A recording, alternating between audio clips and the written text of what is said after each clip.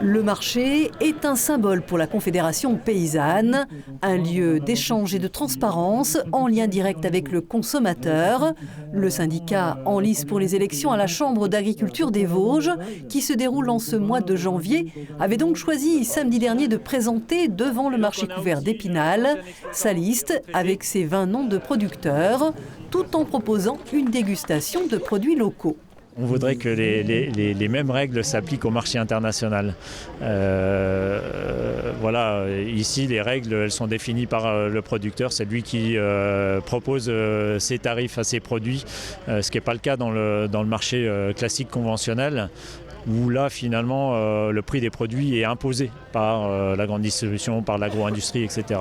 La Confédération paysanne, comme les autres syndicats agricoles, se retrouve sur des priorités, vivre de leur métier avec des prix rémunérateurs, mais la méthode diffère.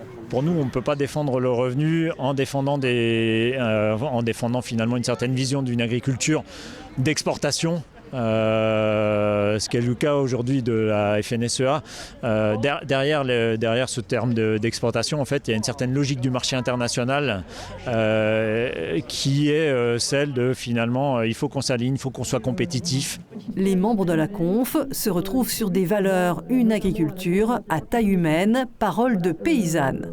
Parmi les valeurs que je défends comme la Confédération paysanne, il y a le fait d'exploiter des fermes à taille humaine, plutôt des fermes familiales. Je fais de la vente directe, circuit court, je suis plutôt pour le dynamisme des territoires. Voilà, ce qui me paraît compliqué quand on fait du circuit long et qu'on vend à l'international en permanence. Voilà, ça me parlait pas beaucoup. Le syndicat souhaite également dans son projet l'abandon des accords internationaux de libre-échange et une loi foncière pour favoriser l'installation de jeunes paysans. La Confédération paysanne ne dirige qu'une chambre d'agriculture en France, celle de Mayotte. Au sein de la chambre d'agriculture des Vosges, minoritaire, elle détient 2 sièges, comme la coordination rurale, la FDSEA et l'EGIA étant majoritaires avec 14 élus.